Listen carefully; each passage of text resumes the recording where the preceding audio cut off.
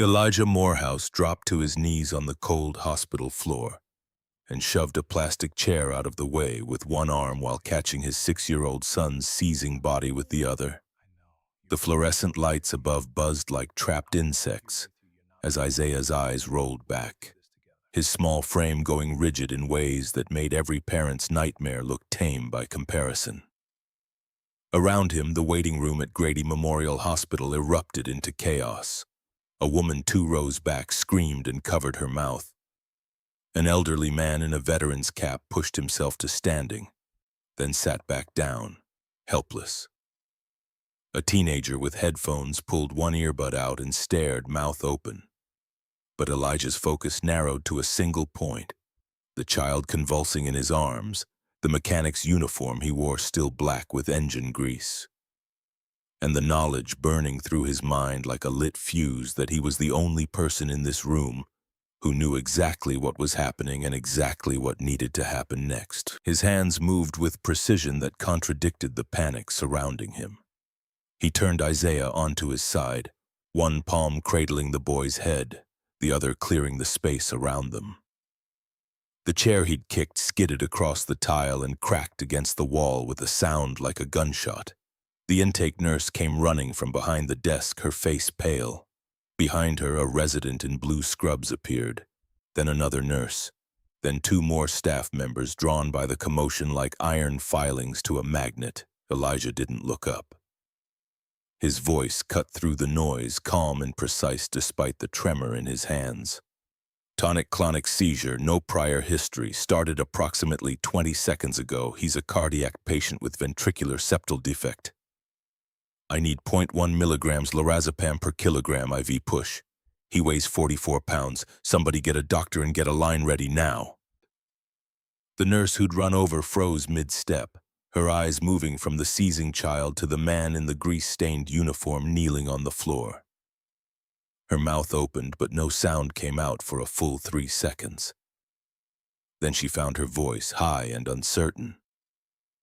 "Sir, who are you?" Elijah's jaw tightened. He kept his hand on Isaiah's shoulder, feeling the violent tremors running through his son's small body. Counting the seconds in his head because someone had to. And he'd learned a long time ago that in moments like this, the only person you could trust was yourself. "I'm his father. Move." The resident who'd appeared knelt beside him, young and wide-eyed but moving with the kind of training that took over when conscious thought failed.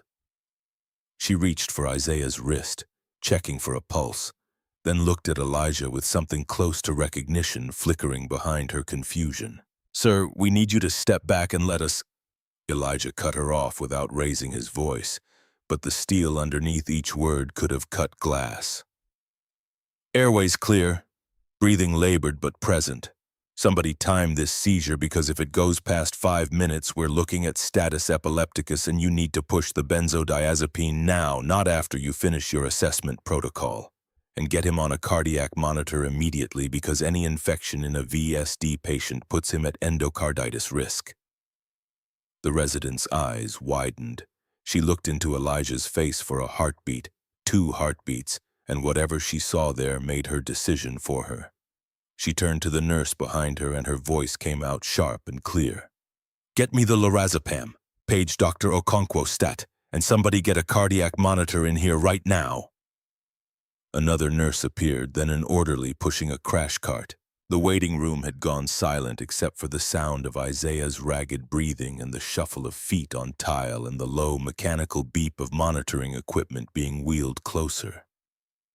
Elijah stayed on the floor, one hand never leaving his son's shoulder, the other checking the boy's airway every few seconds with movements so automatic they might as well have been breathing. His eyes tracked the seizure's progression with a clinical detachment that sat at odds with the way his hands shook every time he thought about what could happen if this didn't stop. If the infection spreading through Isaiah's bloodstream reached his already compromised heart. If the universe decided that taking Sienna 6 years ago wasn't enough, and came back for the boy too. The seizure lasted 3 minutes and 41 seconds. Elijah counted every one. When it finally stopped, Isaiah's body went limp in his arms. The boy's chest rose and fell in shallow, rapid breaths. His skin was slick with sweat, his small face slack and pale in a way that made Elijah's throat close up. He pulled Isaiah closer, felt the too-fast heartbeat against his own chest, and let himself take one shaking breath before he pushed everything else down and locked it away in the place where he kept all the things that would destroy him if he let them out.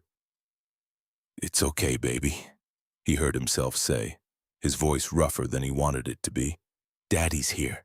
Daddy's right here." They moved Isaiah onto a gurney. Elijah stood and walked beside it as they wheeled the boy toward the treatment bay, his hand never leaving Isaiah's arm. Staff members parted around them like water around a stone. Someone said something about paperwork. Someone else mentioned vitals. Elijah heard the words but didn't process them, all his attention fixed on the rise and fall of his son's chest, on the monitors being attached to small wrists and ankles, on the IV line going in and the clear fluid starting to drip. A doctor appeared in the doorway of the treatment bay, tall, black, maybe 40 years old, with the kind of steady eyes that came from seeing too much and deciding not to look away. He held a tablet in one hand and a penlight in the other, and his gaze moved from the gurney to Elijah and back again, with the speed of someone trained to assess situations in seconds. The name on his badge read Dr. James Okonkwo. He looked at the intake form on his tablet, and his expression shifted from professional concern to something harder. "Level 4 triage. Who classified this child?" Nobody answered. The nurses who'd responded to the seizure found other things to look at. The resident who'd knelt beside Elijah in the waiting room shifted her weight from one foot to the other. Dr. Okonkwo's jaw tightened. He looked at Elijah, and when he spoke, his voice was carefully neutral. "Tell me everything from the beginning. Don't leave anything out." So Elijah told him.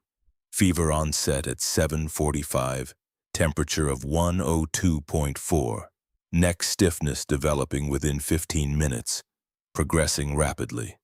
Photophobia appearing around 9:30, severe enough that Isaiah couldn't tolerate the waiting room's overhead lights.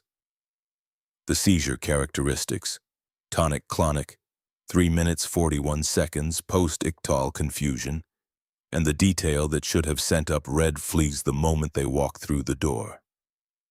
Congenital ventricular septal defect, currently being monitored for surgical intervention within the next 12 to 18 months.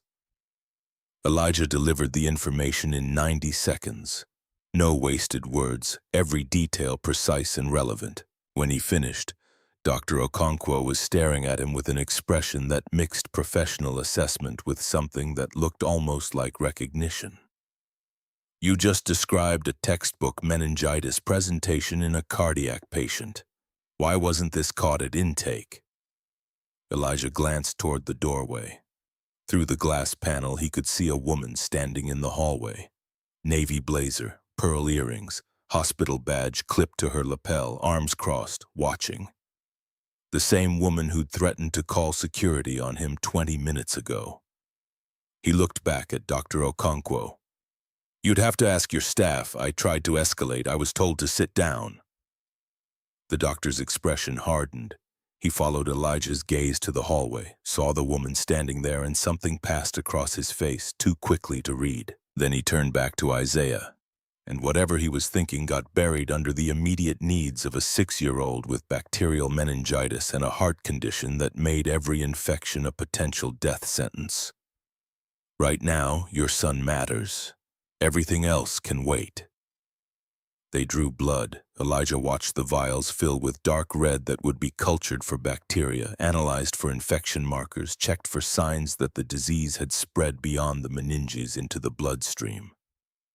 They ordered a CT scan. They called for an echocardiogram to check heart function and make sure the VSD hadn't worsened, that the infection hadn't seeded the valve tissue, that Isaiah's compromised cardiac system could handle the stress of fighting off invasive bacteria. Through it all, Elijah stood beside the bed, his hand resting on Isaiah's arm. The boy drifted in and out of consciousness, his eyelids fluttering, his breathing too fast and too shallow. Once Isaiah's eyes opened and found his father's face. "Daddy?" Elijah leaned closer, kept his voice steady through sheer force of will. "Right here, buddy. You're at the hospital. You got sick, but the doctors are taking care of you. Am I gonna be okay?" The question hit like a fist to the sternum. Elijah had to swallow twice before he could answer, and even then the words came out rougher than he wanted. "Yeah, Isaiah, you're gonna be fine, I promise." It was the kind of promise a parent makes when they don't know if they can keep it. The kind that costs something every time you say it. The kind Elijah had sworn he'd never make again after Sienna died and he'd had to explain to a newborn that his mother wasn't coming back. That promises didn't mean anything when the universe decided to take what it wanted. But he said it anyway, because what else could he do? Isaiah's eyes drifted closed again. His breathing evened out slightly, though it was still too fast, still too labored. Elijah stayed where he was, hand on his son's arm, and tried not to think about the last time he'd stood in a hospital waiting for test results that would determine if someone he loved lived or died. A nurse came in to take Isaiah for the CT scan. Elijah started to follow, but Dr. Okonkwo put a hand on his shoulder. "The tech needs space to work. You can see him as soon as he's back." Elijah wanted to argue. Every instinct in his body screamed to stay within arm's reach of his son, to not let Isaiah out of his sight for even the few minutes it would take to run the scan. But he recognized the tone in the doctor's voice.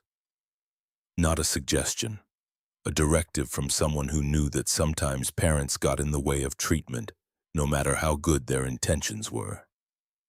He nodded once, sharp and reluctant, and watched them wheel Isaiah out of the treatment bay. The silence that followed felt like being buried alive. Dr. Okonkwo gestured to a plastic chair in the corner. Elijah didn't sit. He stood with his back against the wall, arms crossed, every muscle tense. The doctor studied him for a moment, then pulled a rolling stool over and sat down himself. You knew what was happening in that waiting room. Before the seizure, before any of us saw him. It wasn't a question, but Elijah answered anyway. Fever plus acute neck rigidity plus photophobia in a child with a cardiac history. The combination was obvious. Obvious to someone with medical training. Elijah said nothing. Dr. Okonkwo leaned forward, elbows on his knees, and his voice dropped lower. "The way you managed that seizure, the medications you called for, the dosages, the concern about endocarditis risk, that's not first aid training. That's not something you pick up from Google." Still, Elijah said nothing. He kept his eyes on the empty bed where Isaiah had been, on the monitors still connected to nothing, their screens blank and waiting. Dr. Okonkwo waited him out. The silence stretched for 30 seconds, 45, a full minute. Hospital sounds filtered in from the hallway, distant voices, the beep of equipment, the squeak of wheels on linoleum. Somewhere further away, a phone rang and rang and rang. Finally, Elijah spoke, his voice flat and carefully empty of emotion. "I used to be a doctor." The words landed between them like stones dropped into still water. Dr. Okonkwo didn't move, but something shifted in his expression. Recognition, understanding, and underneath that, something that looked almost like grief. "What kind of doctor?" "Trauma surgeon, Johns Hopkins for residency, Emory attending from 2014 to 2017. The year he stopped was deliberate. Doctor. Okonkwo would do the math and come to the obvious conclusion. Elijah had walked away from one of the best trauma programs in the Southeast at the peak of his career. The question wasn't why he'd left medicine. The question was what had been bad enough to make him leave. What happened? Elijah's hands curled into fists at his sides. He stared at the blank monitors and saw instead a different hospital room. A different set of machines, a different body lying too still under white sheets. He heard the flatline in his memory, felt the weight of a newborn in his arms while the love of his life cooled on a table 6 feet away, smelled the antiseptic and blood and failure. His voice came out rough, each word forced past the tightness in his throat. My wife died during childbirth. Amniotic fluid embolism, 1 in 40,000. The kind of complication you read about in textbooks and think it'll never happen to someone you know. He paused, drew a breath that didn't quite fill his lungs. I was in the OR when they called the code. Had a patient open on the table. 17-year-old kid, 2 gunshot wounds to the abdomen. I couldn't leave. So I stood there with my hands inside a dying teenager's body and finished the procedure while my wife coded down the hall. The memory played out behind his eyes like a film he'd seen too many times to count but could never turn off. The weight of the retractors, the slick heat of blood, the resident's voice trembling when she told him they were doing compressions on Sienna, the way his hands had kept moving even though his mind was screaming at him to drop everything and run. By the time I scrubbed out and got to her room, she was gone. Dr. Okonkwo's expression shifted into something that looked like understanding. He started to speak, but Elijah kept going because if he stopped now, he'd never get the rest of it out. They saved Isaiah. 7 pounds, 2 ounces perfect, and I held him in one arm and looked at Sienna's face and realized I had no idea how to do this. How to be a father without her. How to be anything without her. The silence that followed felt different than before. Heavier, more complete. When Elijah spoke again, his voice had dropped almost to a whisper. I went back to work after 6 weeks. Too soon, but I thought if I kept moving, I wouldn't fall apart. Started making mistakes. Small ones at first. Misread a chart, forgot a dosage I'd known by heart for 10 years. Then I froze in the middle of an arterial repair, just stopped. My hands wouldn't move. The resident had to take over. He finally looked at Dr. Okonkwo, and the weight of 6 years came pouring out in the space between them. I took a leave. The leave turned into 6 months, then a year. I missed my license renewal, couldn't afford the reinstatement fees, the legal process, the continuing education requirements, not when I was paying for daycare and rent and trying to save money for Isaiah's surgery. His VSD. He was born with it. Needs surgical repair within the next 12 to 18 months. Maybe sooner, depending on how his growth progresses. I've been working at Ray's Auto Body for 6 years, saving every extra dollar. Every night shift, every weekend, it all goes into the surgery fund. Dr. Okonkwo sat back, his expression unreadable. When he finally spoke, his voice was careful. I was a second-year resident at Grady in 2015. I heard about a surgeon at Emory who could close a ruptured spleen in 9 minutes, who ran a trauma team with one of the best mortality turnaround rates in the Southeast, who walked away one day and nobody knew why. Elijah's throat tightened. He looked away. That was you. Not a question. A statement of fact, delivered with the kind of certainty that came from connecting dots that had been scattered for years. Yeah, that was me. The words sat between them like an admission of guilt. In a way they were. Elijah had spent 6 years convincing himself that leaving medicine was the right choice, the only choice. The choice that kept him functional enough to raise Isaiah alone. But standing here in a hospital treatment bay with his son fighting bacterial meningitis in a CT scanner down the hall, the old shame came roaring back. He'd been good at what he did, maybe great. And he'd walked away because his hands had stopped working and his mind had stopped trusting itself, and the gap between who he'd been and who he'd become had felt too wide to bridge. Dr. Okonkwo stood up. He was quiet for a long moment, and when he spoke, his voice carried a weight that made Elijah look up. Your son is alive right now because you were in that waiting room. Not because of our triage system, not because of our protocols, because of you.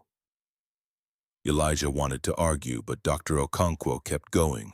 If you hadn't identified the meningitis symptoms, if you hadn't known about the endocarditis risk, if you hadn't managed that seizure the way you did, we'd be having a very different conversation right now. The implication hung in the air, unspoken but clear. If Elijah had been anyone else, if he'd been just a mechanic with no medical training, Isaiah might have sat in that waiting room for another 2 hours, while bacterial meningitis ate through his brain tissue and spread to his compromised heart. Before Elijah could respond, they brought Isaiah back from the CT scan. The boy was still unconscious, his small body dwarfed by the gurney and the equipment surrounding him. They transferred him back to the bed in the treatment bay, and Elijah resumed his position beside him, hand on Isaiah's arm like an anchor keeping them both from drifting away. Dr. Okonkwo pulled up the CT images on a computer in the corner. Elijah couldn't help himself. He moved closer, his eyes tracking the cross-sections of Isaiah's skull, looking for the telltale signs of cerebral edema or abscess formation. He saw the slightly thickened meninges, the inflammation around the brain tissue, but nothing that suggested the infection had progressed to the point of permanent damage. Yet. "We need a lumbar puncture to confirm," Dr. Okonkwo said, pulling up the order on his tablet. "And I'm calling cardiology for a consult. The echo showed his VSD is stable, but I want a specialist to weigh in on antibiotic selection given his cardiac history." Elijah nodded. Standard protocol. He would have done the same thing. A nurse came in with the equipment for the spinal tap. Elijah watched them position Isaiah on his side, knees drawn up to his chest, back curved to open the spaces between his vertebrae. The boy stirred slightly but didn't wake, still caught in the fog of post-ictal confusion and fever. Another nurse touched Elijah's arm gently. Most parents step outside for this procedure. Elijah looked at her. She was young, maybe late 20s, with kind eyes and the sort of expression that said she'd had this conversation before and knew how it usually ended. "I'm not most parents."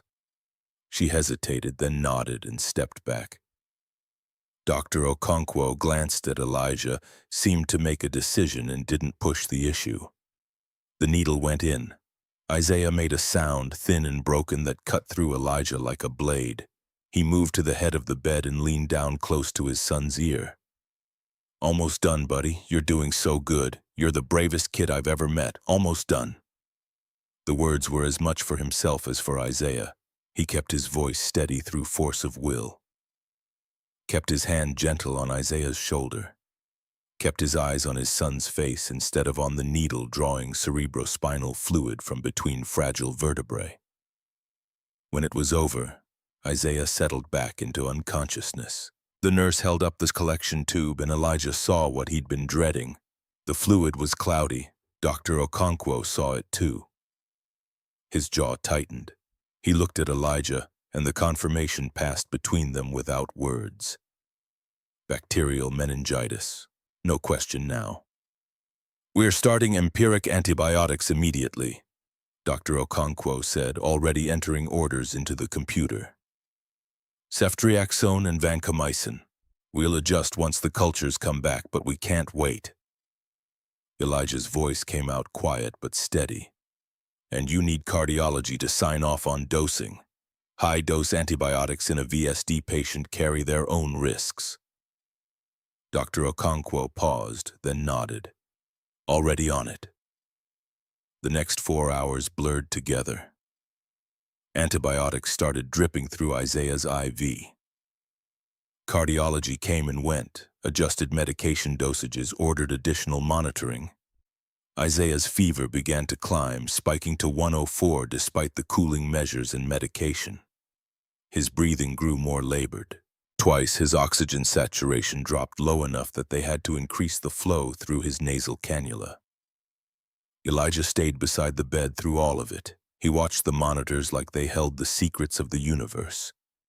He counted Isaiah's respirations, tracked the rhythm of his heartbeat on the cardiac monitor, noted every small change in the boy's color or movement or the subtle shifts in vital signs that might mean improvement or deterioration. Somewhere around 3 in the morning, Dr. Okonkwo came back into the treatment bay. He checked the latest lab results, reviewed the medication administration record, and examined Isaiah with the kind of thoroughness that said he was looking for things he hoped not to find. When he finished, he pulled the rolling stool over and sat down. He looked exhausted. Elijah probably looked worse. The antibiotics are working. His white count is starting to trend down. Temperature's still elevated, but it's not climbing anymore. Elijah nodded. He'd been watching the same numbers, had come to the same conclusion. Isaiah wasn't out of danger, not by a long shot, but he'd stabilized. For now. His heart function is holding steady. Cardiology doesn't see any signs of valve involvement yet. Yet. The word hung in the air like a threat. Dr. Okonkwo was quiet for a moment, then he leaned forward, elbows on his knees, and spoke in a voice that was probably meant to be casual, but came out too deliberate. I have a friend on the Georgia Composite Medical Board if you ever wanted to look into license reinstatement. Elijah's hands tightened on the bed rail. He didn't look away from Isaiah. I can't afford it. There are programs, payment plans. The board has hardship provisions for physicians who left practice due to personal circumstances.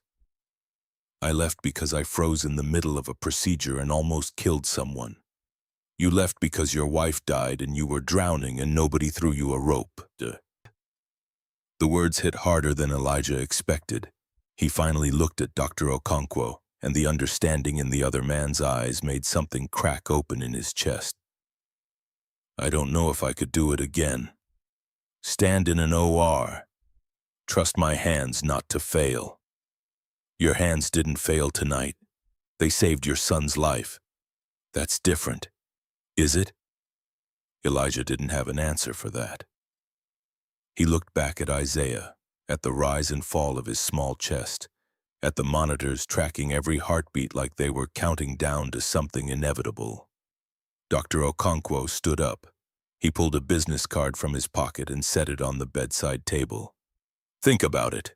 The world needs good doctors, and you were one of the best. He left before Elijah could respond. The card sat on the table for the rest of the night. Elijah looked at it once, then didn't look at it again. He focused on Isaiah instead, on the slow, steady improvement in his vital signs, on the way the fever finally broke around 4 in the morning, leaving the boy's skin cool and clammy instead of burning hot. On the moment just after 5, when Isaiah's eyes fluttered open and found his father's face. Daddy? Elijah leaned close, his voice rough from hours of not speaking. Right here, buddy, how do you feel? Tired, my head hurts. I know, the medicine is helping, you're gonna be okay. Isaiah's eyes drifted closed again, but his fingers curled around Elijah's hand and held on. Outside the treatment bay, the hospital was starting to wake up. Early morning staff arrived for shift change. Breakfast carts rattled down hallways. The sky beyond the windows shifted from black to gray to the pale blue of dawn. Elijah sat in the plastic chair beside Isaiah's bed and watched the sunrise through glass that hadn't been cleaned in too long. He thought about the business card on the table, about Dr. Okonkwo's words, about the fact that he'd spent 6 years convincing himself he'd made the right choice by walking away from medicine, and one night in an emergency room had shattered that certainty into fragments too small to reassemble. Isaiah was alive because Elijah had been a doctor once, because that knowledge had never left him, even when the license did, because he'd spent 6 years reading medical journals at midnight and reviewing case studies on his phone during lunch breaks at the garage, and couldn't turn off the part of his brain that thought in differential diagnoses and treatment protocols. The license had lapsed, but the doctor hadn't. He didn't know what to do with that realization yet. Didn't know if it changed anything or if it just made the ache worse. So he pushed it out and focused on the only thing that mattered, the boy in the bed breathing steadily now, his small hands still wrapped around his father's fingers like a lifeline neither of them could afford to let go. Around 7:15, there was a knock on the doorframe. Elijah looked up to find the woman from the hallway standing there, navy blazer, pearl earrings, hospital badge that identified her as Catherine Ashford, board of directors. She looked different in the morning light, smaller somehow, less certain. Her voice when she spoke was quiet and careful. "Mr. Morehouse, may I come in?" Elijah looked at her for a long moment. He thought about the waiting room, about her voice telling him to sit down, about the way she'd looked at his mechanic's uniform and made a decision in 3 seconds that had almost cost Isaiah his life. Then he looked at Isaiah, still sleeping, still breathing, still alive despite the system that had failed him. When Elijah spoke, his voice was flat and empty of everything except exhaustion. "If you're here to tell me to sit down again, I think I've been sitting long enough." Catherine Ashford took the hit without flinching. She stepped inside, closed the door behind her, and stood near the foot of the bed with her hands clasped in front of her like she was bracing for impact. "I'm not here for that. I'm here to apologize." Catherine Ashford's hands trembled as she stood near the foot of Isaiah's bed, and the tremor traveled up through her shoulders despite every corporate instinct she'd honed over 15 years. Telling her to stand firm, project confidence, control the room. But this room didn't belong to her. It belonged to the man sitting in the plastic chair with grease still under his fingernails, and a son who'd come within minutes of dying because she'd made 4 assumptions in 3 seconds and gotten every single one of them catastrophically wrong. Her voice came out quieter than she'd intended. "I spoke to Dr. Okonkwo this morning. He told me about the triage misclassification, what you identified in your son's condition, and what you used to do." Elijah didn't move. His hand rested on Isaiah's arm, his eyes fixed on the monitors tracking the boy's heartbeat, like he was memorizing the rhythm in case it changed. "What I used to do doesn't matter. What matters is my son's alive." Catherine's throat tightened. She'd rehearsed this conversation in her head for the past 3 hours, sitting in her office with the lights off and the door locked, trying to find words that would somehow undo what she'd done. But there weren't any. Some things couldn't be unsaid. But the reason he's alive matters too. Because if it had been a different parent, someone without your training, someone who couldn't push back the way you did, we might be having a very different conversation right now. The words landed between them like stones. Elijah finally looked at her, and the weight of his gaze made her understand why witnesses in depositions sometimes crumbled under cross-examination. He wasn't angry. Anger would have been easier. He was tired and empty and completely, utterly done with people who made excuses. "Say what you came here to say." Catherine drew a breath that didn't quite fill her lungs. "I was wrong. Last night in the waiting room, I was wrong. I looked at you and I didn't see a father trying to protect his child. I saw a problem to manage, and I am deeply, profoundly sorry." The apology hung in the air between them. Catherine waited for him to accept it, to tell her it was okay, to give her the absolution she desperately wanted but knew she didn't deserve. Instead, Elijah leaned back in his chair, and when he spoke, his voice carried the kind of weariness that came from having the same conversation too many times to count. "Do you know how many times that's happened to me?" She blinked, caught off guard. "Not here. Not just this hospital. Everywhere. Every school meeting where they assume I'm the absent parent even though I'm the one who shows up. Every time I take Isaiah to the doctor and they ask where his mother is before they ask about his symptoms. Every store where security follows me down the aisle because a black man in work clothes must be stealing something."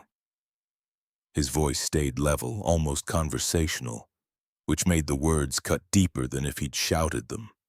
"Every single time I open my mouth and someone decides what I am before I finish my first sentence. Last night wasn't special, Ms. Ashford. Last night was just the first time it almost killed my son." Catherine's vision blurred. She pressed her lips together and stared at the floor because looking at him hurt too much and looking at Isaiah was worse. I don't need your apology, Elijah continued, his tone quiet but unyielding.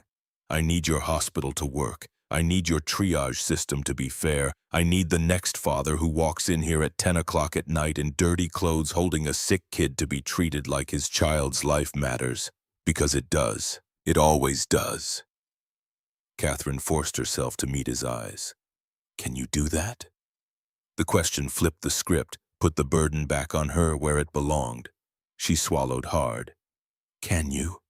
A beat of silence. Yes. Then that's enough. Catherine nodded. She turned toward the door, made it 3 steps before she stopped. Without looking back, she spoke into the space between them. Mr. Morehouse, Elijah, I meant what I said. I'm going to fix this. Then do it. Don't tell me. Show me. She left before the tears could fall where he could see them. The hallway outside the treatment bay felt too bright, too loud, too full of people going about their morning routines like the world hadn't just shifted on its axis. Catherine walked past the nurses' station, past the waiting room where this had all started, past the elevators to the stairwell at the end of the corridor. She made it to the 4th floor administrative wing before her legs gave out. She sat on the concrete steps in a stairwell that smelled like industrial cleaner and old coffee, put her face in her hands and let herself shake apart for exactly 5 minutes because that was all the time she could afford to be anything less than the person who was going to burn the broken system down and build something better from the ashes. When the 5 minutes were up, she stood, smoothed her blazer, and walked to her office with purpose in every step. By noon, Catherine had pulled 18 months of emergency department data. She sat at her desk with 3 monitors displaying spreadsheets, patient demographics, triage classifications, wait times, and outcome metrics. The numbers painted a picture she'd been trained to read in business school but had never wanted to see in her own hospital. Patients presenting in work uniforms were triaged an average of 43 minutes slower than patients in business casual or street clothes. Controlling for symptom severity, Black and Latino patients with identical presenting symptoms as white patients received non-urgent classifications 2.3 times more often. Uninsured patients waited 53% longer for initial assessment regardless of acuity. The system wasn't designed to discriminate. Nobody had written a protocol that said treat people differently based on how they looked or what they wore or what language they spoke. But the outcome was the same as if they had, and intention didn't matter when the result was children seizing on waiting room floors while their fathers begged for help that should have been automatic. Catherine pulled up the October 17th incident report. She read it 3 times, cross-referencing timestamps with security footage, nursing notes, Dr. Okonkwo's assessment. The timeline was damning. Elijah Morehouse had arrived at 10:17 with a child presenting fever, neck rigidity, and photophobia. He'd explicitly mentioned the cardiac history. The intake nurse had classified Isaiah as level 4 non-urgent at 10:21. Elijah had returned to the desk at 10:58, requesting reevaluation. The second nurse had documented his request as patient's father questioning triage decision. Appears agitated. Catherine herself had intervened at 11:04, and her own words were recorded in the security incident log. Directed non-compliant visitor to wait or face removal. Isaiah had seized at 11:08, 14 minutes after Catherine had threatened to have his father escorted out by security. She closed the report and opened a new document. Her fingers moved across the keyboard with the kind of focused intensity that came from channeling rage into productive action. By 3 in the afternoon, she had a preliminary proposal for systematic triage reform. By 5, she'd drafted a memo to the hospital's chief medical officer, the head of nursing operations, and the director of medical education. Her phone buzzed. Richard, her brother, calling for the 3rd time since she'd texted him at dawn to say she wouldn't be home. She answered without preamble. I'm fine. You said you made a mistake that made you question who you are. That's not fine, Kat. Catherine stared at the data on her screens, at the undeniable evidence that her hospital had been failing people for months, maybe years, and she'd been too focused on compliance metrics and budget reports to notice. I told a father his child didn't matter, and I almost got that child killed. Silence on the other end of the line, then Richard's voice, careful and measured. What are you going to do about it? Burn it down, all of it, every protocol, every assumption, every piece of the system that let this happen. That's a lot of burning. Good. She hung up before he could argue. 2 weeks crawled by in a blur of data analysis meetings and sleepless nights. Catherine worked 16-hour days, pulling apart every aspect of the emergency department's intake and triage procedures. She interviewed nurses, reviewed training materials, sat in on shift changes to observe how decisions got made in real time. The more she dug, the worse it got. On Tuesday, October 31st, she called Elijah Morehouse. They met at a coffee shop 3 blocks from the hospital, a deliberately neutral location where neither of them had home field advantage. Catherine arrived first, ordered 2 black coffees without asking what he wanted because she was too nervous to think straight, then realized how presumptuous that was, and ordered a 3rd coffee with cream and sugar just in case. Elijah walked in at exactly 2 o'clock, still wearing his work uniform from the garage, and Catherine's first thought was that he looked less exhausted than the last time she'd seen him. Her second thought was that she had no right to notice. He sat down across from her, accepted the black coffee with a small nod that might have been thanks, and waited for her to speak. Catherine had prepared a whole speech. She'd written note cards, practiced in the mirror. The words evaporated the moment she met his eyes. I've spent the past 2 weeks pulling every piece of data I can find on triage patterns at Grady. What happened to Isaiah wasn't an isolated incident. It's systemic. She slid a folder across the table. Elijah opened it, his eyes scanning the summary page, and she watched his expression shift from neutral to something harder as he absorbed the numbers.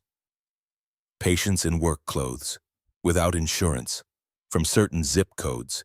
They're all triaged lower consistently regardless of presenting symptoms. Elijah's jaw tightened. He flipped through the pages, taking in charts and graphs that quantified exactly how badly the system had failed not just his son but hundreds of other patients over the past 18 months. When he looked up, his voice was carefully controlled. So what are you going to do about it? I'm proposing a complete overhaul of emergency triage protocols, but I need someone who understands the problem from both sides, as a physician and as someone the system failed. She paused, then pushed forward before she could lose her nerve. I want you to lead the training program. Elijah stared at her like she'd just suggested he perform surgery on himself. I don't have a license. I know. The hospital will sponsor your reinstatement. Pro bono legal team, all fees covered, continuing education credits, supervised clinical hours, everything you need. In exchange for what? A 2-year commitment, Emergency Response Training Division. You develop the curriculum, train residents, teach them to see what you saw, what we missed. Elijah set down his coffee cup with deliberate care. When he spoke, his voice carried the weight of 6 years spent convincing himself he'd made the right choice. I can't afford it. Even with the hospital covering the legal fees, I've got rent, daycare, and I'm saving every dollar for Isaiah's surgery. Catherine had anticipated this. She'd gone to the hospital's CFO, made her case, gotten approval for something she knew might look like exactly the kind of favoritism Garrett would have accused her of, if he were still around to accuse anyone of anything. The hospital will cover Isaiah's surgery, when he needs it. Full scholarship, best pediatric cardiac surgeon in the Southeast, top-tier post-op care, everything. Elijah's expression didn't change, but something flickered behind his eyes. Hope, maybe, or fear, or both. Why would you do that? Because I can't undo what I said that night. but I can make sure the system that failed your son becomes one that saves him." She leaned forward, hands flat on the table. "And because it's the right thing to do." Elijah looked out the window at the street beyond, at the pedestrians walking past without any idea that someone was sitting 3 feet away, making a decision that would reshape the trajectory of his life. When he finally spoke, his voice was quiet. "I need to think about it." "Of course." Catherine started to stand, then stopped. "Elijah, one more thing. Even if you say no to the training position, the hospital will still cover Isaiah's surgery. That's not conditional on your employment. That's just what should happen." He looked at her then, really looked at her, and the guardedness in his expression cracked just slightly. "That means something. Thank you." She left before she could say anything else that might ruin the fragile understanding they'd just reached. That evening, Elijah sat on the edge of Isaiah's bed in their small apartment on the south side of Atlanta. The boy was drawing on a notepad, his tongue sticking out slightly in concentration the way it always did when he was focused on something important.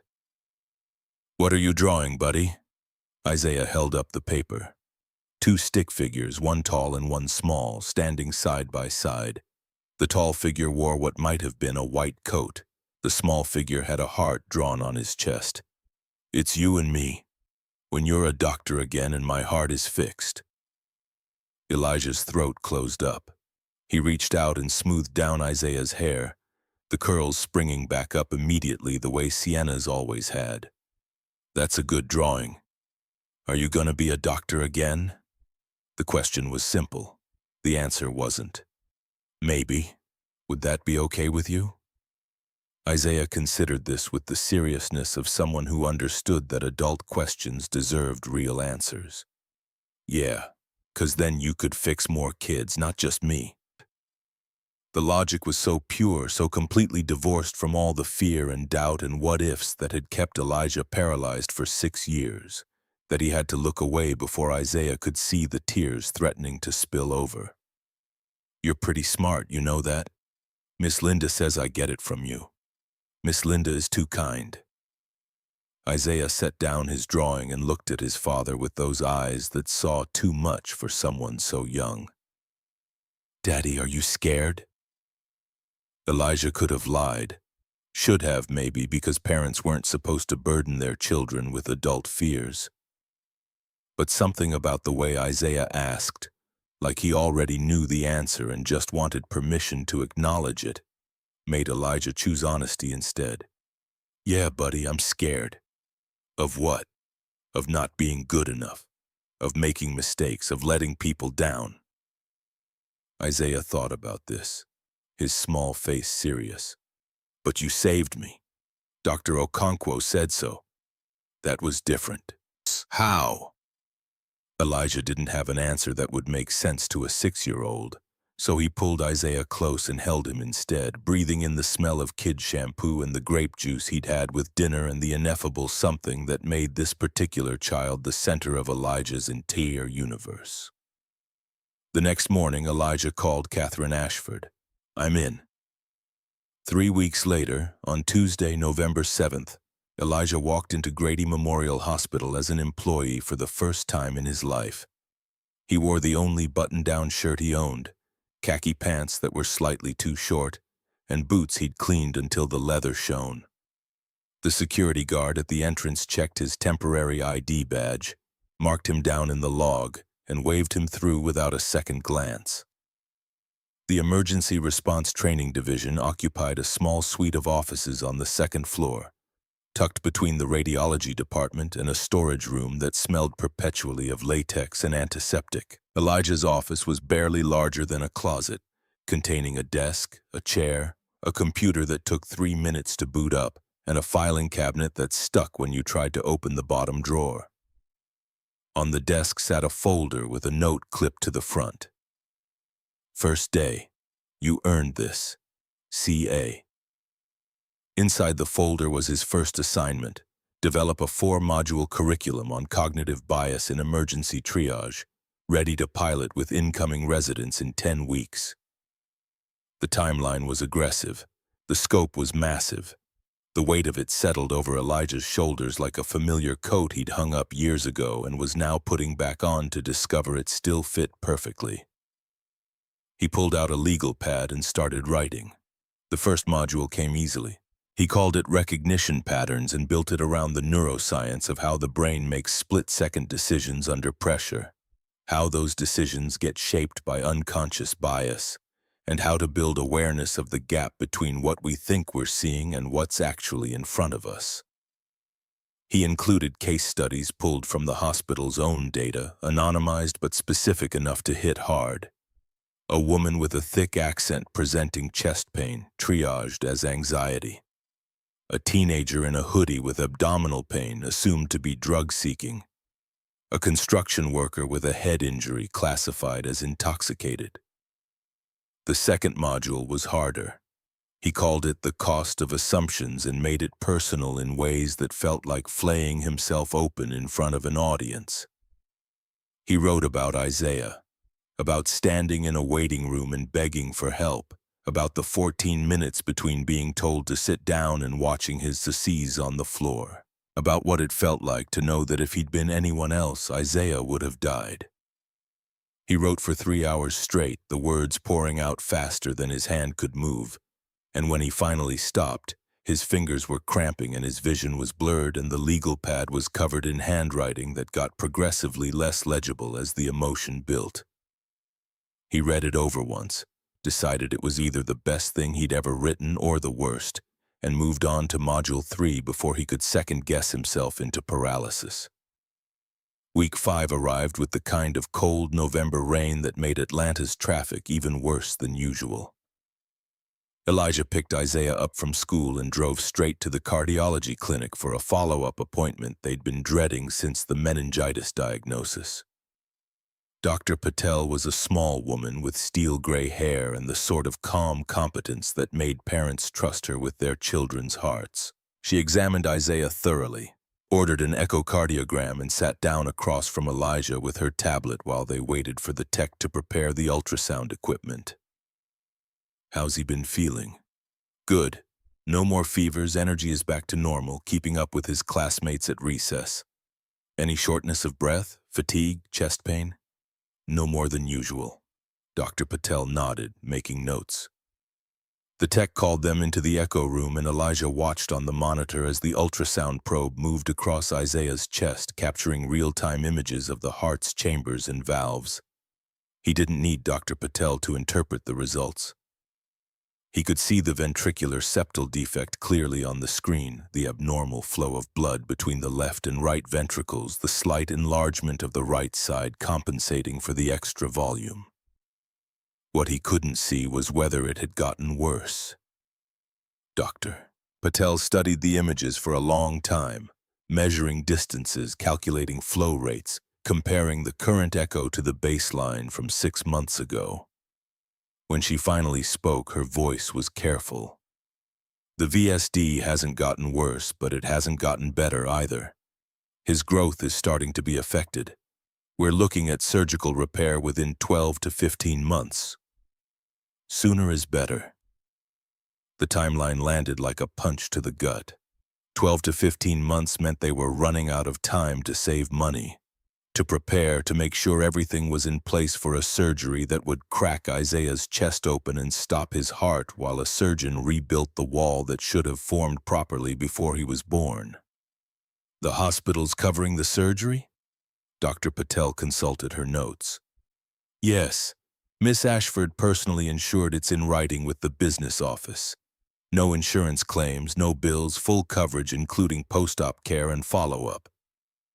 Elijah nodded, throat too tight to speak. Isaiah was getting dressed behind the curtain, humming something off-key, oblivious to the conversation determining the trajectory of the next year of his life.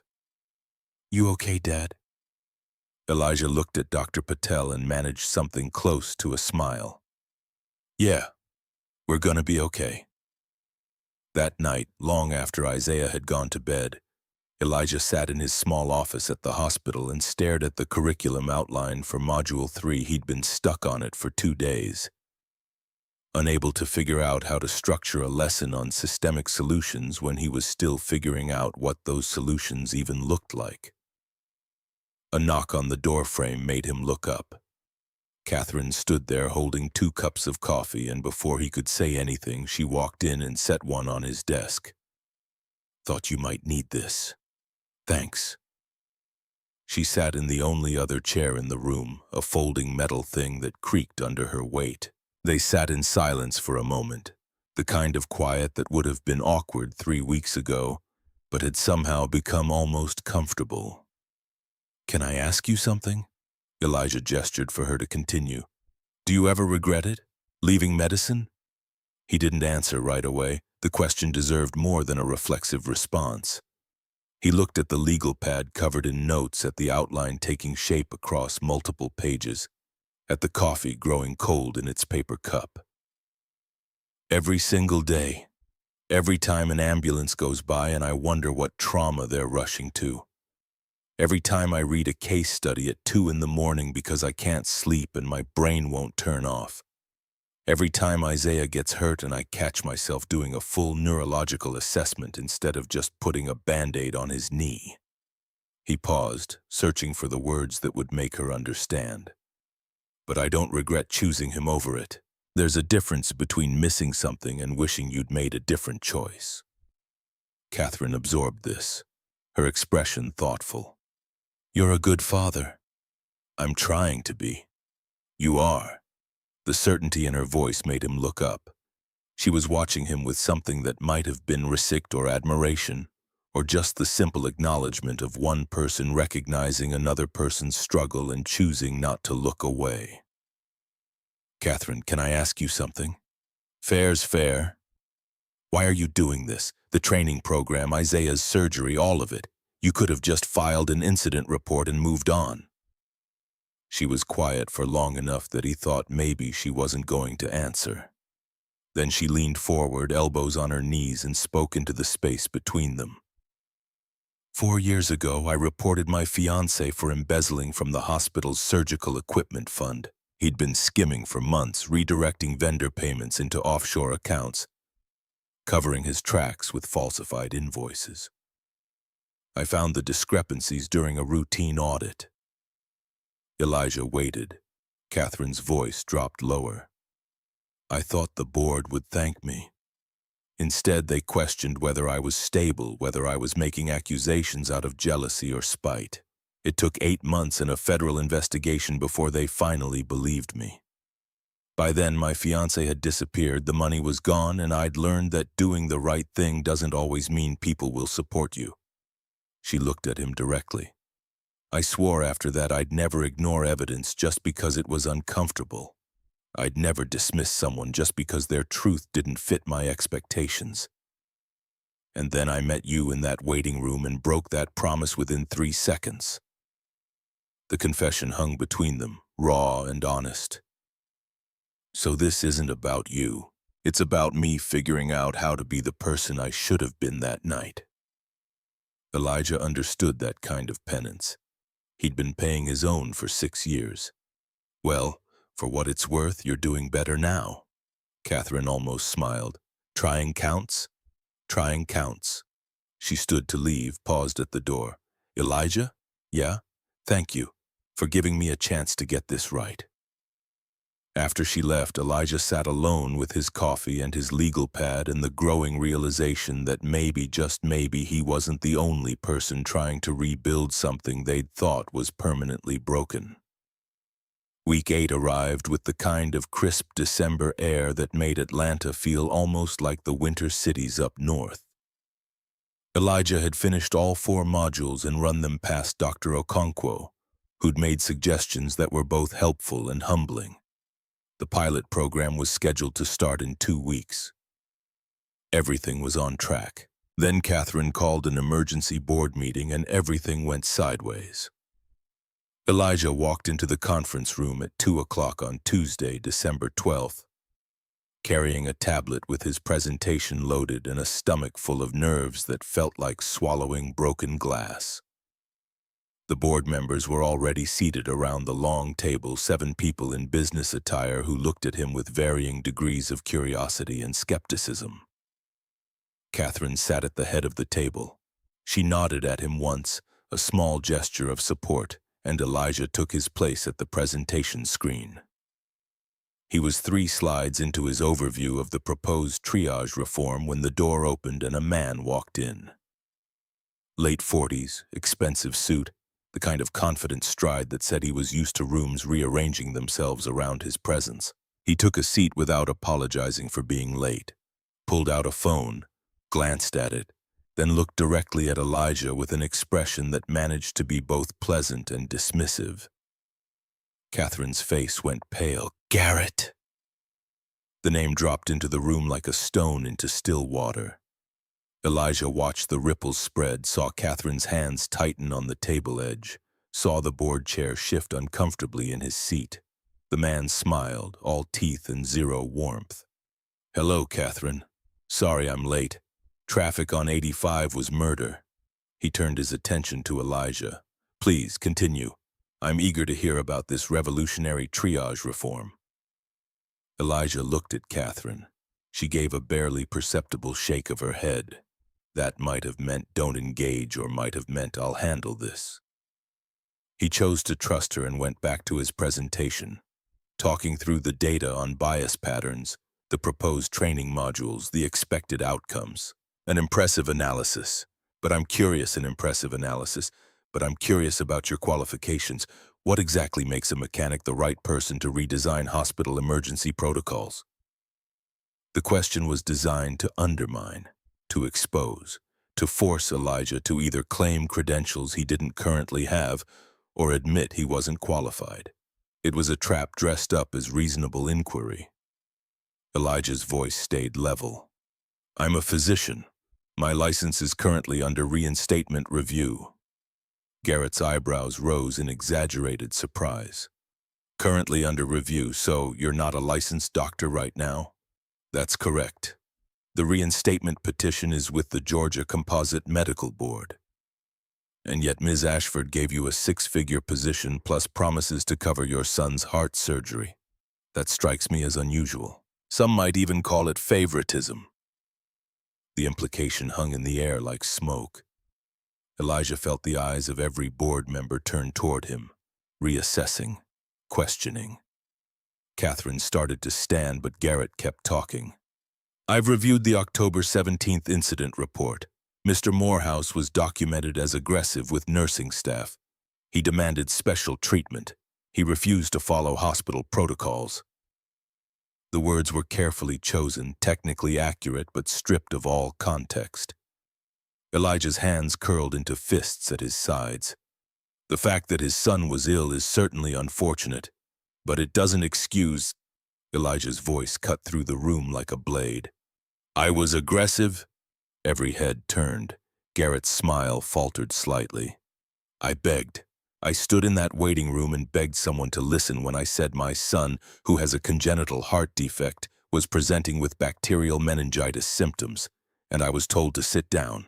The air in the conference room changed, pressure building like a storm about to break. "I didn't demand special treatment. I asked for the same treatment any parent should expect when their child is dying, and yes, I refused to follow protocols when those protocols were about to kill my son." He took a step forward and Garrett's smile disappeared completely. "My son seized on that floor for 3 minutes and 41 seconds while your staff stood there because I was the only person in the room who understood that bacterial meningitis in a cardiac patient could kill him in hours, not days." The silence that followed felt like a physical presence. Elijah looked at each board member in turn, making eye contact, refusing to look away. "So if you want to question my qualifications, question them. But don't pretend this is about credentials when what you're really asking is whether someone who looks like me, who works with his hands, who doesn't wear a suit to meetings, deserves to be heard." Garrett's face flushed red. He opened his mouth to respond, but Catherine stood first and the authority in her voice stopped him cold. Catherine's voice filled the conference room with the kind of controlled fury that came from years of corporate politics. Teaching you how to eviscerate someone without raising your voice above conversational volume. Garrett Hollis, you're fired, effective immediately. Garrett's laugh came out sharp and disbelieving. You can't fire me. I'm a consultant hired by the board. Catherine opened her laptop, fingers moving across the keyboard with precision that suggested she'd been preparing for this moment since the second he'd walked through the door. The projection screen behind Elijah lit up with a spreadsheet, rows of data highlighted in accusatory yellow. As board director, I absolutely can, especially when I have evidence you've been billing ghost consulting hours to 3 different hospitals while supposedly working here. The board members leaned forward as one organism. Catherine clicked through to the next slide. November 14th, you billed 18 hours to Grady for strategic planning sessions. Security logs show you badged in at Piedmont Hospital that morning and never came here. November 20th, you invoiced us for an 8-hour meeting. You were in Charleston giving a keynote at a healthcare administration conference. I have the registration receipt. Garrett's face went from red to white. He stood up, chair scraping against the floor. Those records are fabricated. You're manipulating. These are your invoices, cross-referenced with badge swipe data from all 3 hospitals you're currently billing. $47,000 in fraudulent charges over 6 weeks. She turned to face the board directly, her voice dropping into something colder. 2 months ago, Elijah Morehouse walked into our emergency room and we failed him. We failed his son. We failed because we have a system that judges patients by their appearance before we assess their symptoms. When a good man tried to save his dying child, I threatened him with security instead of listening. The admission hung in the air, naked and undefended. Catherine didn't flinch from it. I was wrong, and instead of hiding from that, I'm fixing it. Mr. Morehouse's curriculum will be implemented hospital-wide. His reforms will be adopted, and the next father who walks into our ER in work clothes holding a sick child will be treated with the dignity we should have shown Elijah. She looked at Garrett, and the temperature in the room dropped 10 degrees. You taught me what institutional corruption looks like 4 years ago when you stole from surgical equipment funds. Elijah has taught me what integrity looks like. I know which one I want representing this hospital. The board chair cleared his throat, glanced at his colleagues, received a series of subtle nods. The board accepts Director Ashford's recommendation. Mr. Hollis, you're dismissed. We'll be referring this matter to the State Attorney General for review. Garrett grabbed his briefcase, his movements jerky with barely controlled rage. He stopped at the door and looked back at Catherine. You'll regret this. I regret not doing it 4 years ago. He slammed the door hard enough to rattle the frame.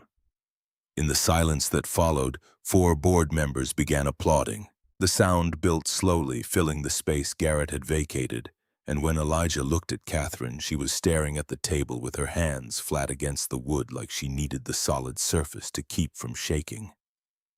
After the meeting dissolved, Elijah found Catherine in the hallway outside the conference room. She was leaning against the wall, eyes closed, breathing like she'd just run a marathon. You didn't have to do that. Her eyes opened, focused on him. Yes, I did. You made an enemy. I made the right choice. There's a difference. Elijah studied her face, saw the exhaustion and determination fighting for dominance, and recognized something of himself in the way she refused to bend, even when bending would have been easier. Thank you. You stood up in that room and told your truth. I just backed you up. That's what allies do.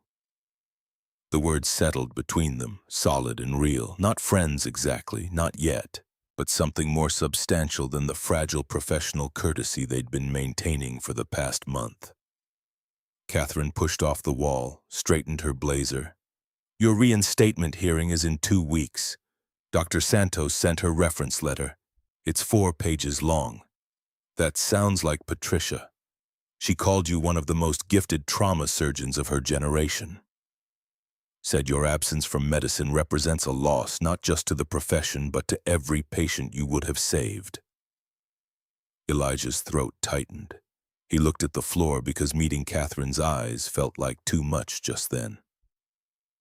Get some rest before the hearing. You're going to need it. She walked away before he could respond, her heels clicking against the tile in a rhythm that sounded almost like confidence. 2 weeks later, on Tuesday, December 26th, Elijah walked into the Georgia Composite Medical Board's offices wearing a suit that fit him better than the one from the consignment shop but still felt like someone else's skin. Catherine had offered to come. Dr. Okonkwo had insisted. Dr. Santos had flown in from a conference in Miami without being asked. The hearing room was smaller than Elijah had expected. Just a long table and 6 chairs and windows that looked out over downtown Atlanta's gray December skyline. The panel consisted of 5 physicians ranging in age from mid-40s to late 60s, representing different specialties and practice settings. They reviewed his file in silence while Elijah sat across from them and tried to keep his hands from trembling. The panel chair was a woman with silver hair pulled back in a bun that suggested military precision. Her name tag read Dr. Helena Morrison, Cardiothoracic Surgery. She looked at Elijah over the rim of reading glasses that had probably cost more than his entire suit.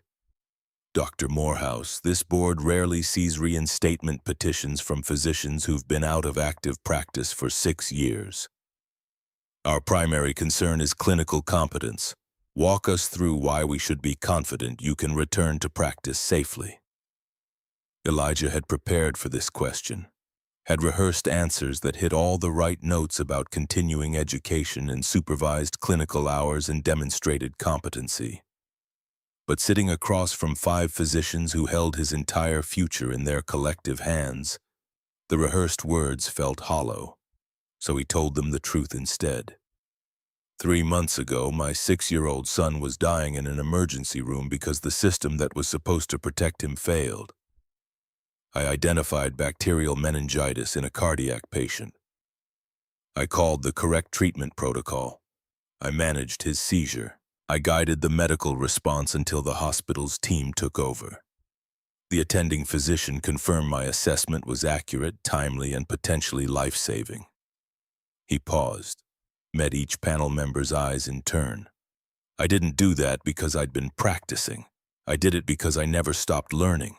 Every night for 6 years, I've read medical journals, studied protocol updates, reviewed case studies, not because I had a license or a hospital or patients. I did it because the knowledge doesn't leave you just because the credentials do.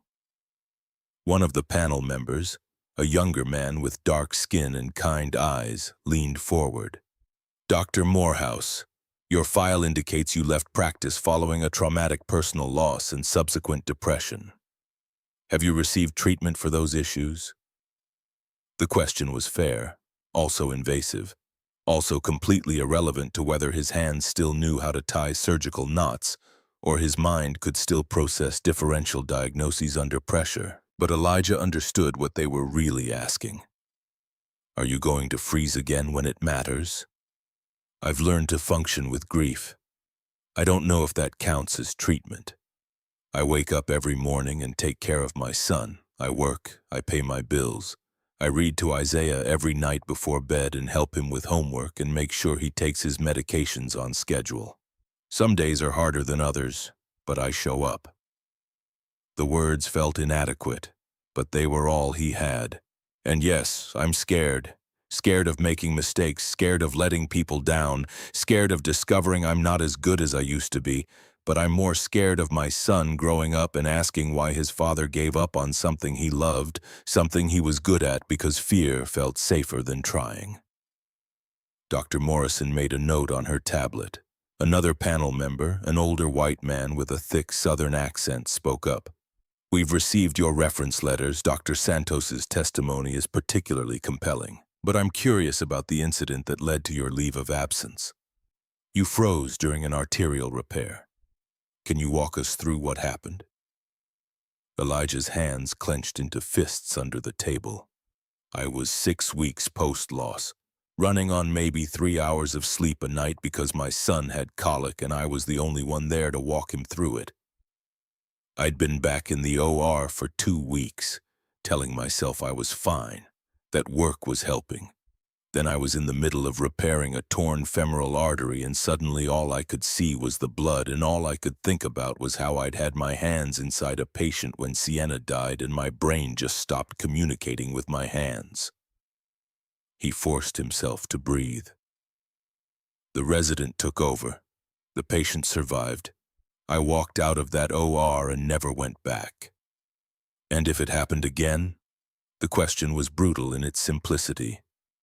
Elijah met the man's eyes and gave him the only answer he had. Then I'd step back and let someone else take over, same as I did 6 years ago. The difference is now I know what that moment feels like. I know the warning signs, and I know that asking for help isn't failure. It's the bare minimum requirement for patient safety. The room went quiet. Dr. Morrison exchanged glances with her fellow panel members, some wordless communication passing between them. "Dr. Morehouse, would you step outside while we deliberate?" Elijah stood on legs that felt like they belonged to someone else and walked into the hallway. Catherine and Dr. Okonkwo were sitting on a bench near the windows. Dr. Santos was on her phone, pacing, but she ended the call when she saw him. "How did it go?" "I have no idea." Catherine gestured to the bench.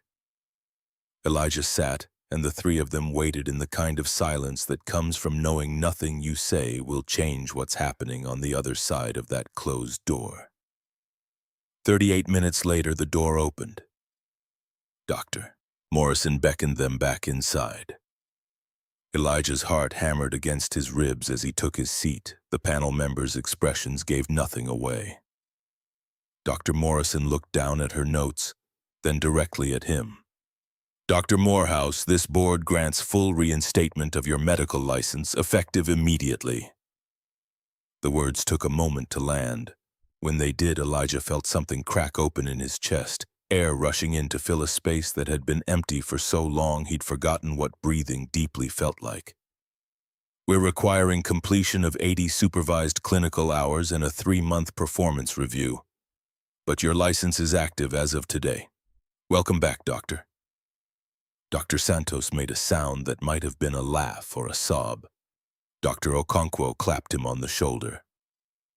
Catherine's eyes were bright with something that looked suspiciously like tears, but she blinked them away before they could fall. Elijah shook hands with each panel member, thanked them with a voice that barely worked, and walked out of that building into winter sunlight that felt like the first morning of spring. He made it to his car before the reaction hit. His hands shook so badly he couldn't get the key in the ignition. He put his forehead against the steering wheel and let himself shake apart for exactly 2 minutes because Isaiah was at school, and Elijah needed to pull himself together before he picked up his son and told him that his father was a doctor again. When the 2 minutes were up, he started the car and drove to Isaiah's elementary school. The principal gave him permission to pull Isaiah out early, and when the boy came running down the hallway with his backpack bouncing against his shoulders, Elijah knelt down and caught him in a hug that probably lasted too long but felt exactly right. "Daddy, how come you're here? It's not pickup time." "I needed to tell you something." Isaiah pulled back, his face serious. "What?" "I'm a doctor again, Isaiah, a real doctor." The grin that split Isaiah's face was worth every sleepless night, every doubt, every moment of fear over the past 6 years. The boy threw his arms around Elijah's neck hard enough to knock him off balance. "I knew it! I knew it! I knew it! I knew it!" "You did, huh? I drew the picture and everything. Does this mean you can fix my heart?" Elijah's throat closed up. He smoothed down Isaiah's hair and chose his words carefully. "Not me, buddy, but the best heart doctor in Georgia will, and I'll be right there the whole time. Promise?" "Promise." They drove home through Atlanta traffic that felt lighter than usual, even though objectively it was the same gridlock as always. Isaiah chattered about school, about the fire drill they'd had, about how Marcus had brought cupcakes for his birthday. Normal 6-year-old concerns that had nothing to do with bacterial meningitis or failing hearts or fathers who'd spent 6 years in exile from themselves. That night, after Isaiah was asleep, Elijah stood in his small kitchen and pulled out the photograph he kept in the drawer. Sienna smiled up at him from the picture, 8 months pregnant, holding a wooden spoon and laughing at something he'd said that had probably been terrible. Her eyes were bright and alive in a way that made the ache in his chest feel both better and worse simultaneously. He traced the edge of the photograph with his thumb. "I did it, Sienna. I went back. I'm teaching again, and in a few months I'll be in an OR again, and I'm terrified and excited, and I wish you were here to tell me I'm not crazy for thinking I can do this." The words fell into the empty kitchen and got absorbed by silence. Elijah put the photograph back in the drawer and went to check on Isaiah one more time before bed. 6 months crawled by in a blur of supervised clinical hours and curriculum development and training sessions that felt like standing naked in front of an audience while they dissected every word. Elijah worked alongside Dr. Okonkwo in the emergency department, relearning the rhythm of triage and treatment, rebuilding the muscle memory his hands had never quite forgotten. In June, on a Saturday morning that felt more like summer than spring, the hospital held its first pilot training session for incoming residents. 22 young physicians filed into the seminar room on the second floor, their faces ranging from interested to skeptical to actively hostile about having to sit through another diversity and inclusion workshop. Elijah stood at the front of the room with no PowerPoint, no notes, just the weight of his own story and the hope that it would be enough to change at least one mind. He started with a question. "How many of you have been in an emergency room as a patient?" A few hands went up. Elijah nodded. "How many have been there scared, not sure if someone you loved was going to make it?" Fewer hands. The room quieted. "I have. 8 months ago, I carried my 6-year-old son into this hospital. He had a fever of 103, neck stiffness so severe he couldn't turn his head, and a congenital heart defect that made any infection potentially fatal." He had their attention now. Every eye in the room was fixed on him. "I told the intake nurse what I was seeing. She told me to sit down. I told a hospital director my son needed urgent evaluation. She asked me what was wrong with me and threatened to call security." The silence was complete. "My son seized on the waiting room floor 14 minutes later. I had to catch him, manage the seizure, call the medications, identify the bacterial meningitis because I was the only person in that room who saw him instead of making assumptions based on the grease stains on my uniform." He paused. Let them sit with that. "The reason I could do all that is because before I was the man in the waiting room, I was a trauma surgeon. Johns Hopkins residency, Emory attending. I left medicine when my wife died. I spent 6 years fixing cars, and when the worst night of my life forced me back, the system that was supposed to help my son almost killed him." Elijah clicked to the first slide, the triage data Catherine had compiled. "This is what systemic bias looks like, not loud, not obvious, just quiet, invisible sorting of human beings based on assumptions about what a patient looks like, talks like, smells like. And the people being sorted don't even know it's happening until it's their child seizing on the floor." He taught for 85 minutes straight, walking them through every module, every case study, every data point that proved what they all knew but didn't want to admit. That good intentions weren't enough when the outcome was measured in preventable deaths. When he finished, the residents filed out in silence. Most of them looked different than when they'd walked in. Not transformed. That would take time and repetition and countless small choices to see patients instead of categories. But shaken, thinking, carrying something they hadn't carried before. One resident stopped at the door, young, Latina, with the kind of fierce expression that suggested she'd fought for every opportunity she'd ever gotten. "Dr. Morehouse, can I tell you something?" "Of course." "My father is a custodian at a hospital in Memphis. 2 years ago, he had a heart attack. They triaged him as anxiety because he was still in his work uniform. He almost died." The words came out in a rush, like she'd been holding them in for too long. "He's okay now, but he never talks about it, and nobody ever apologized." Elijah looked at her and saw his own reflection in her anger and grief and determination. "What's your name?" "Dr. Alicia Rivera." "Dr. Rivera, your father's story belongs in this curriculum. If he's willing to share it, I'd like to include it in the next training cycle." Her eyes went bright. "Really? Really?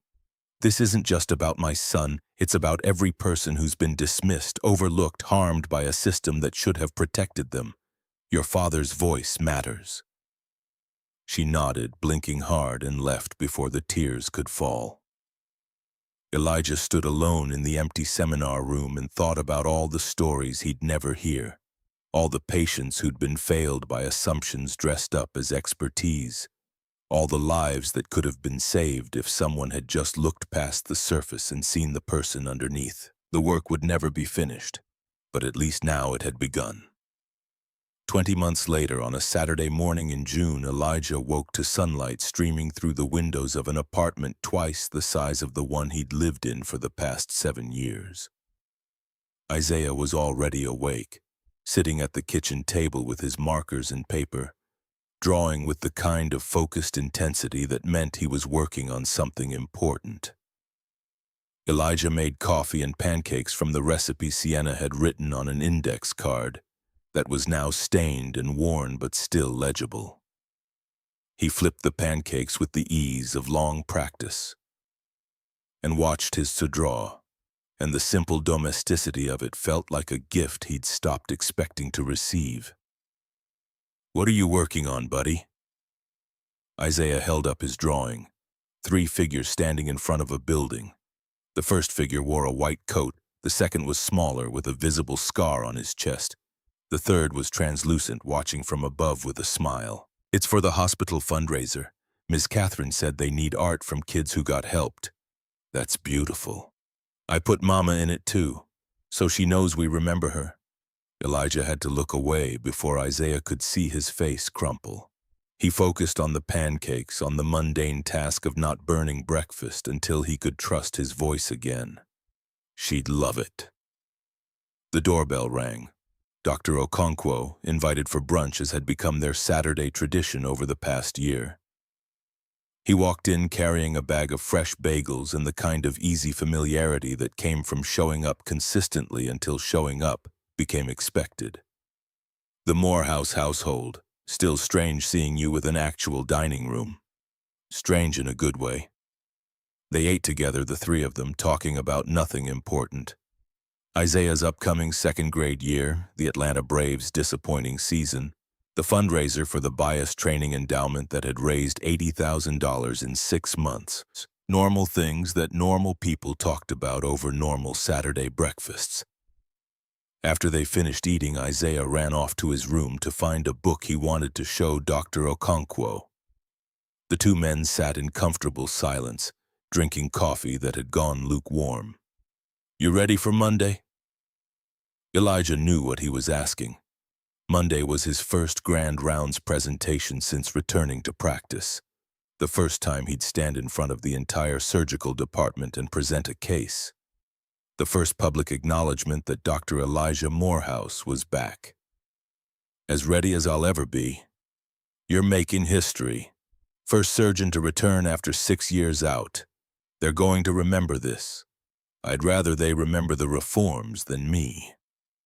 Okonkwo smiled into his coffee.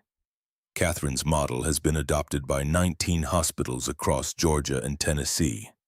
JAMA published your case study. Dr. Rivera's father shared his story, and it's part of the national curriculum now. You can't separate the reforms from the person who made them happen." Isaiah came running back with a worn copy of a book about dinosaurs, and the conversation shifted to whether velociraptors were actually the size of chickens and whether that made them more or less terrifying. Normal Saturday morning things that felt extraordinary simply because they existed at all.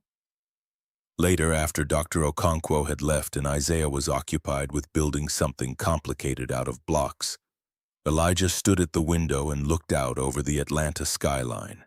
From here, he could just barely see Grady Memorial Hospital rising above the surrounding buildings.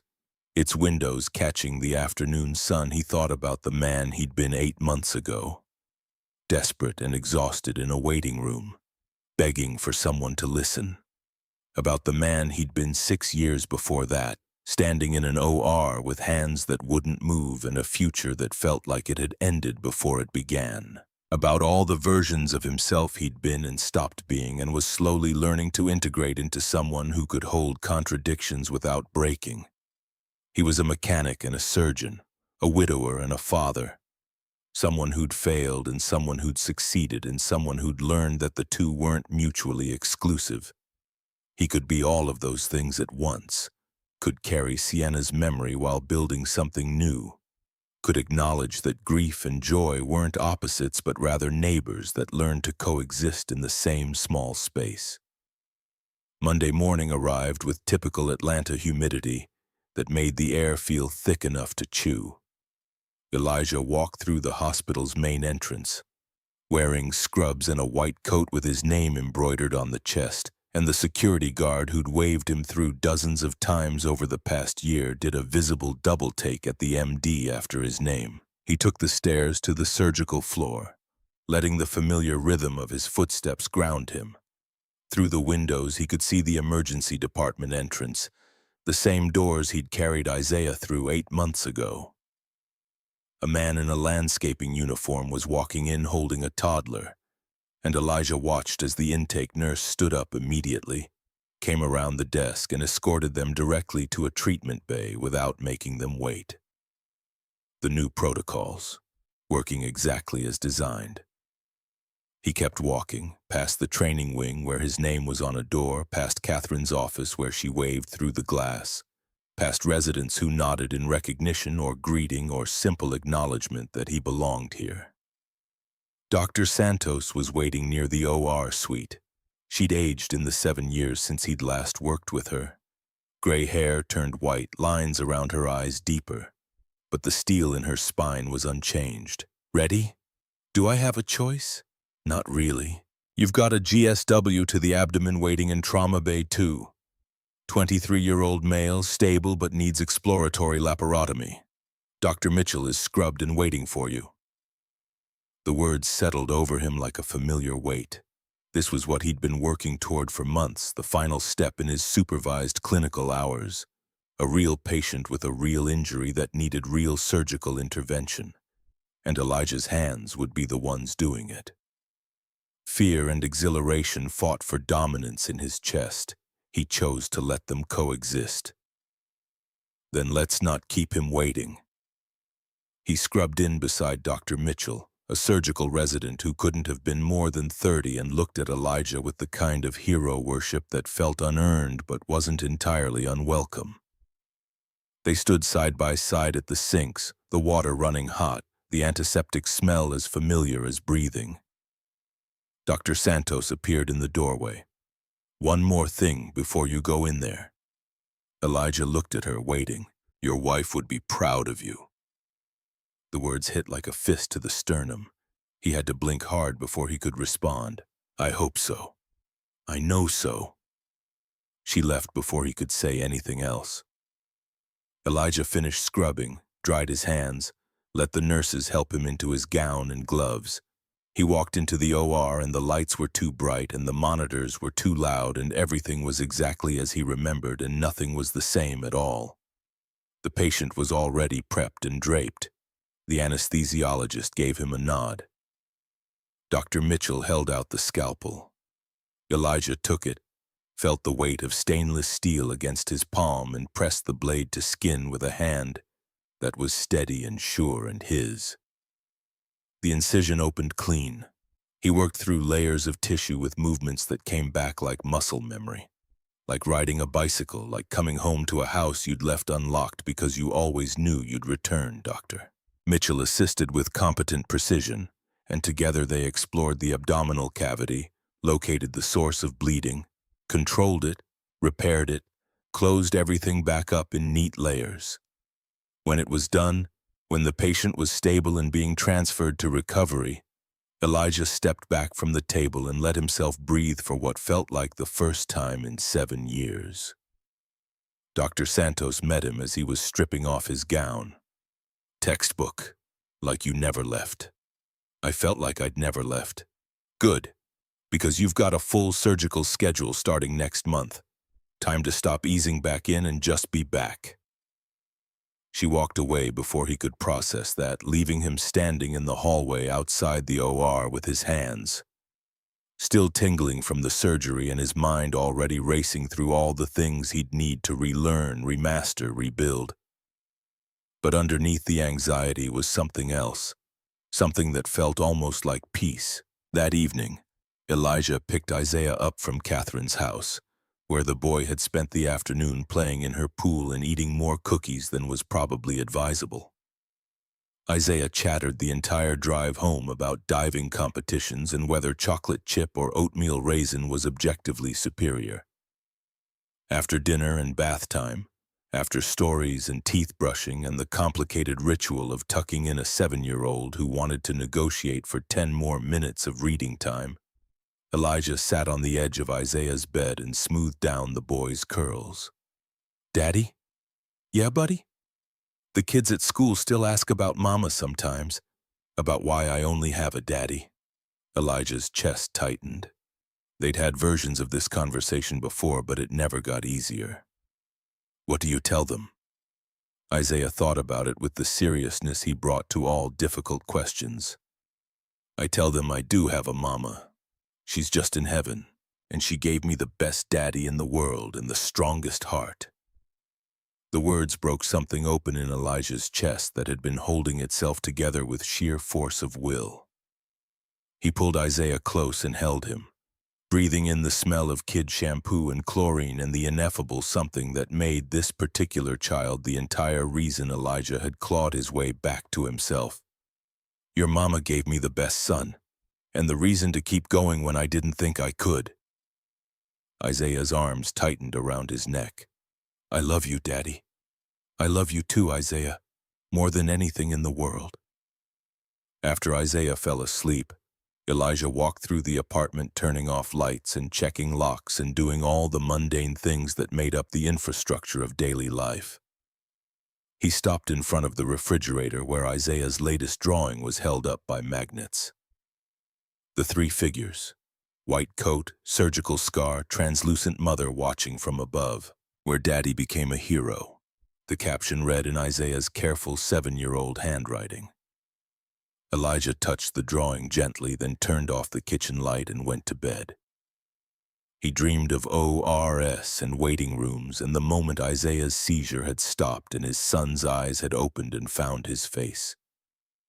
He dreamed of Sienna laughing in their old kitchen and Catherine standing in a hallway saying allies and Dr. Santos telling him welcome back.